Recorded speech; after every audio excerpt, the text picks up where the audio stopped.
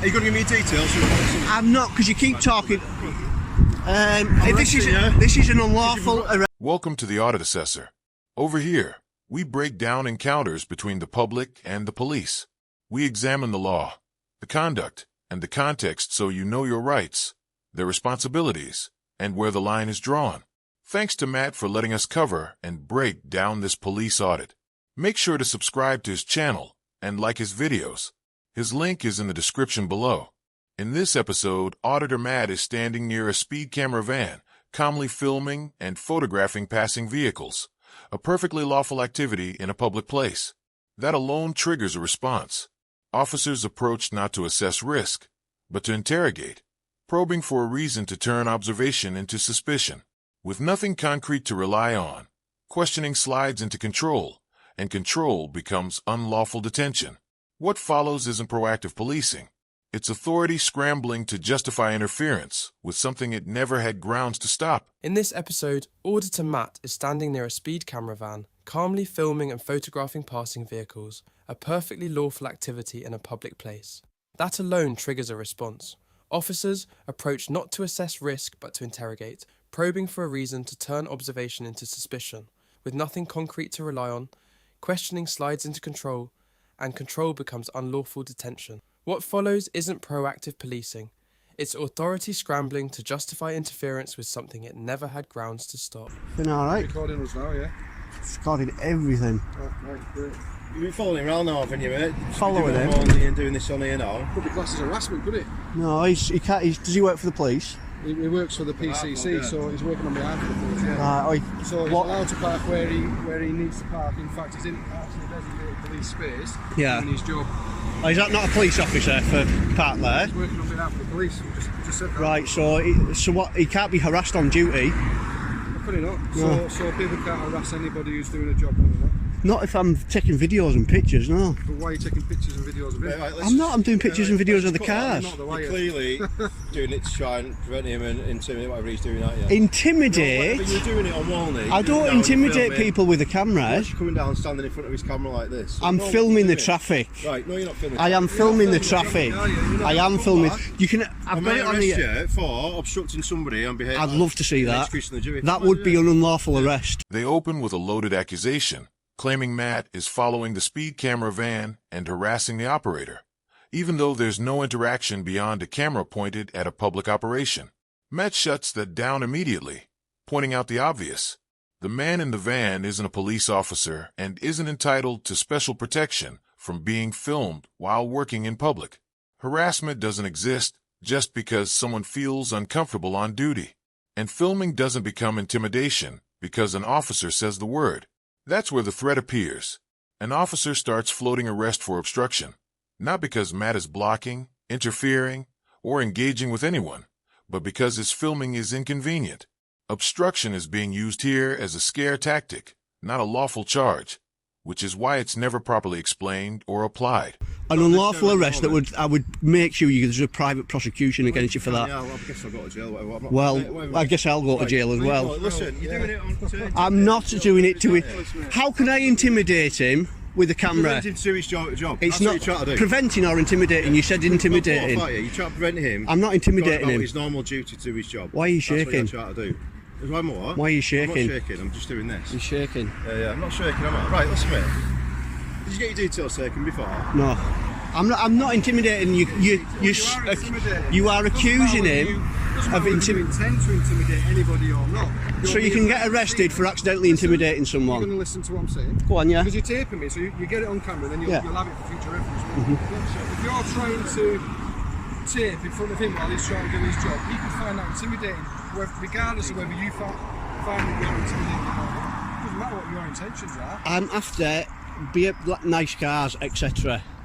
Matt, raising private prosecution is the moment the mask slips. Instead of confidence or clarity, the response is flippant. Piss, I'll go to jail. That isn't bravery. It's contempt for accountability. It's said out loud because the officer doesn't expect consequences to be real. And from there, the justification starts wobbling. First, it's intimidating the operator. Then, it quietly shifts to preventing him from doing his job, as if changing the wording might suddenly create authority. What they never do because they can't is explain how a camera prevents anything. No blocking, no engagement, no interference, no instruction ignored, just filming from a public space. The allegation exists only in language, not reality. And that's why it keeps changing, because when there's no offense underneath, the story has to keep moving to survive. Now that you went over Walney when he was over Walney doing his job, I was doing... looking for nice cars over there, and now you stand right in front of his vehicle where he's trying to do his job again. Just to look for nice cars in the same place. Right. Very bizarre, my friend, very bizarre. For a first start, get your facts right. I wasn't looking for nice cars down there. I was doing photography of the mountains, etc. So Right by his van. down there. He parks right in front of them. Right by his van. He parks right in front of them. Bizarre. Don't be ridiculous. Absolutely bizarre. Well, bizarre is not a crime. No, you're right, it's not. Bizarre is not a crime. But preventing somebody from doing their job, I'm not preventing him. intimidating them is a crime. I'm not preventing him. He can move on to the next spot and make no mistake. I know he can. I'm just saying, well, I can stay here and work. You can't be intimidated by someone taking a picture. What we are saying to you is, this gentleman who's trying to do his job feels intimidated because you've been over there doing whatever you're doing with your camera, taking pictures by him. Yeah. And then you come here when he's trying to do his job as well. It's like you're following him. That's, You've got to appreciate how he perceives that. Right, I understand that, but that's like a two-thing coincidence. It's like just a coincidence. I'm telling you now, it's a coincidence, yeah. You cannot be intimidated by some... I do believe in coincidences, don't get me wrong. Well, there you go. I completely agree in coincidences, but this is... You can't arrest me on suspicion of a coincidence. It's ridiculous. What gives this exchange away is how desperate the character building becomes.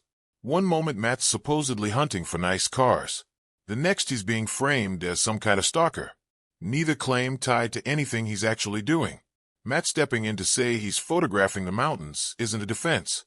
It's a reality check. At that point, the officer isn't observing conduct. He's inventing motives. Calling it bizarre is the final fallback when nothing else sticks. And Matt's reply lands because it exposes the truth. Personal opinion doesn't create jurisdiction. The real problem is the leap they keep trying to make without a bridge. Words like preventing and intimidating get repeated like magic. But there's no act connecting a camera to either outcome. Coincidence is being dressed up as intent. Same road, same van, therefore suspicion. I've got plenty of pictures of just normal vehicles going down here. You'd be best off part outside the police station. You just said you come out. Hang on, I'm just speaking to someone. You just said we don't mind you doing that outside. All right, you said that it's be intimidation. No, I said we ain't going to get intimidated by it. Right, I'm with you. Right. You've tipped it. Yeah, fair enough. Yeah. And if I didn't say that, that's what I meant. I'm with you. Yeah. Stand on the side of the bloody police station and go, I'm just taping police vehicles coming out of here with the blue lights and sirens on. People do that all the time. I do it myself. We're not bothered by that. But this gentleman here is not working for the police in the sense that we are. He doesn't wear the equipment that we wear. So say you were to be a Nancy person who was to get upset with us, move to approach you and maybe get into a scuffle with you or something, because that happens, doesn't it, for cops? Yeah. I'm not saying that's going to happen to you. A gentleman like this guy here who's just doing his job with no protection. You've had a word with me. You know what I'm doing. You know that I'm no threat. I will empty my pockets for you. I'll empty my pockets. I've got nothing on me other than a camera. There's no reason for him to feel intimidated. It's ridiculous. What they fall back on is the weakest justification of all. The operator doesn't have protection, so he feels uneasy. That isn't a policing issue. It's a job reality, and it's telling they reach for it only after every other angle collapses. The operator isn't being approached, blocked, spoken to, or interfered with. He's sitting in a van doing a public F-facing role while being filmed from a distance. Matt explaining who he is and why he's there doesn't resolve it, because the problem was never his conduct. It was the decision to treat someone else's discomfort as a risk. His frustration spilling over is revealing. He even offers to empty his pockets to prove he's no threat, a suggestion that shouldn't exist in a lawful encounter. When a citizen feels the need to prove innocence, just to end a baseless standoff, the process has already failed. Every time he opens his window, or when he opens it, you put your camera right in front, preventing him from going about his lawful duty. I've spoke to the last person. So I need full details, please, because I'm going to report you for offence of reporting of. obstructing an officer in the unlawful execution of his duty, okay? I'm not failing to obstruct- do that, I'm not- report you for summons, so I need to get your details. I have not put it up to his window. He says different, so I've got to go on. Right, well, I haven't done it. I need full details, please. Got your No. address. Right. If you want to unlawfully gonna detain me, report you for unlawfully an arrest offence. me, I have not done it. So try to explain to you, I need to report you for an offence for summons, okay? To do that, I need your name and address. Yeah. Right, if you don't do that, then if I'm going to have to arrest you, take you to the police station, and I'll get your details from there. Right, well, that'll be an unlawful arrest. Well, it's because I'm not doing anything. I've not filmed here, I've not gone up to his thing or anything. I'm stood here, I'm taking pictures. Listen, If he said I've gone up to him. Yeah, that's what I said. You've been going up in the hatch. Yeah. You're going up there with your camera in front No, of I'm the not hatch. going up in front of the hatch. Preventing him from I'm going stood about here, his I've not lawful- gone past here, and it's on here. This is where the threat crosses from bluff into misuse of power. The officer suddenly claims he needs Matt's details for obstructing an officer on duty. Except the person he's supposedly obstructing isn't an officer at all. He's a civilian operator. That distinction matters. Obstruction powers don't extend to anyone in high-vis near enforcement equipment. And you can't obstruct an officer by filming a third party who isn't one. Blurring that line is either ignorance or deliberate misrepresentation. The follow-up threat makes it worse. When Matt doesn't give his details, the officer says they'll arrest him, take him to the station, and get them there. That isn't procedure, it's coercion. Arrest isn't a tool for harvesting personal information when no offense exists. What he's doing. I'm going on what he's saying, that he can't Right. do his job, so what you're doing, okay? Right. And I'm going to report you for summons, but I need to get your details to do that. If you refuse to give me your details, then I will have to arrest you. That's how I explained Arrest it. me for what? For, To ascertain your details. no, that's You it. can't arrest someone to ascertain the I'm details. arresting you for obstructing somebody, an officer or someone who works on behalf of the police, while going about their lawful duties. You're obstructing them. That's I'm what we're not. arresting you for. I have not done that. We're Just going backwards and because forwards with this, aren't we? He's- I'm explaining to you, that's what I'm going to do. he's obviously So I need your angry full because I'm details. taking pictures of the cars, etc., going past. That is all I'm doing. And just because he's accused me of that, you cannot arrest me without reasonable suspicion. Listen. I'll explain to you. I spoke to him. I want to report you for obstructing somebody, this officer going about his lawful execution. He's not an officer. Listen, he's working. Is he an officer? Is he an He's an officer? employee of the police going about his lawful Right, duty. okay, but is he an officer? Can you answer that? Well, Is he an officer? he's an employee of the police. Is he an officer? Listen, not I'm a police asking you a officer, question. no. This is where the bias becomes explicit. The officer openly admits he's acting solely on what the operator says, dismissing Matt's account because the operator works for the police. That is an assessment, it's difference. Employment status isn't credibility. And it certainly isn't evidence. When the arrest threat follows, it unravels in real time. Asked, arrest me for what the first answer is to ascertain your details. That's not an offense. It's an administrative aim. Realizing the problem, they pivot to obstructing an officer only for Matt to point out the fatal flaw. The operator isn't one. The justification keeps shifting because none exists. This isn't lawful escalation. It's improvisation after the decision to arrest was already made. Right, so why did you call him an officer? Why did you call him one? Right, mate. Are you going to give me details? I'm not, because you keep talking. This arresting you. is an unlawful arrest. So, just got out the police station.